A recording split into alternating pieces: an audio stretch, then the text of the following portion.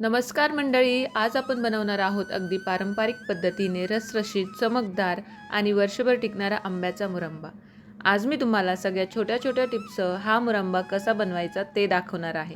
मुरंबा करण्यासाठी मस्त ताज्या ताज्या कैऱ्या आणायच्या आहेत आणि त्या थोडा वेळ पाण्यात ठेवायच्या। त्यानंतर त्या स्वच्छ धुवून कोरड्या करून घ्यायच्या। त्यानंतर कैरीचे या प्रकारे सालं काढून घ्यायचे। अशा प्रकारे मी सगळ्या कैऱ्यांची सालं काढून घेतलेली आहेत। आता कैरी किसून घ्यायची।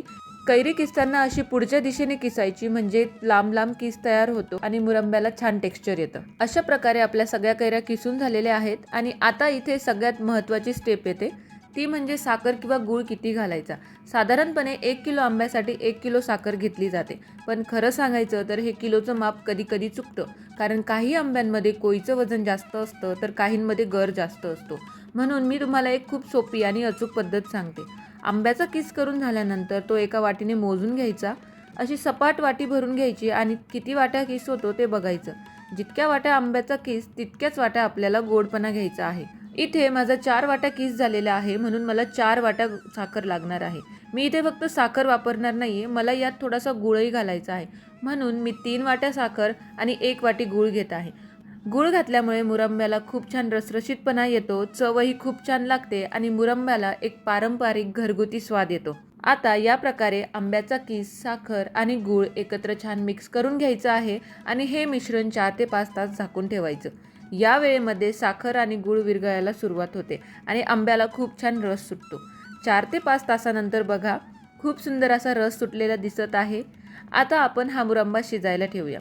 आता इथे अजून एक महत्त्वाची टिप आहे, मुरंबा किती वेळ शिजवायचा। कारण अनेक जणांकडे असं होतं की गॅसवर असताना मुरंबा अगदी योग्य दिसतो, पण थंड झाल्यानंतर खूपच घट्ट होतो। याचं कारण म्हणजे साखर किंवा गूळ जास्त वेळ शिजलेला असतो। म्हणून जर तुम्हाला मुरंबा छान रसरशीत हवा असेल तर ही ट्रिक नक्की लक्षात ठेवा। मुरंबा गॅसवर ठेवल्यापासून फक्त 15 मिनिटेच शिजवायचा आहे। इथे गॅस अजिबात मोठा ठेवायचा नाही, मध्यम आचेवरच मुरंबा शिजू द्यायचा। आता मुरंबा छान उकळायला लागला आहे आणि या स्टेजला त्यामध्ये स्वाद आणि सुगंधासाठी आपण वेलची आणि केशर घालणार आहोत। मी इथे वेलची आणि केशरचं सिरप वापरत आहे, यामुळे मुरंब्याला खूप सुंदर रंग आणि एकदम छान चव येते। पण तुमच्याकडे सिरप नसेल तर अजिबात काळजी करू नका, तुम्ही थेट वेलची पूड आणि केशर घालू शकता। आता मुरंबा शिजताना मी तर तुम्हाला टाइम सांगितलेला आहे, पण तुम्हाला जर चेक करायचं असेल मुरंबा शिजलेला आहे की नाही, तर त्यासाठी एक सोपी टेस्ट आहे। एका डिशमध्ये थोडासा मुरंबा काढून घ्या आणि तो थोडासा थंड होऊ द्या। आता डिश हलकीशी अशी उभी करून बघायची। जर मुरंबा खूप पटकन वाहत असेल तर अजून थोडा वेळ शिजवायची गरज आहे, पण जर तो हळूहळू जाडसरपणे वाहत असेल तर समजायचं की मुरंबा अगदी परफेक्ट शिजला आहे।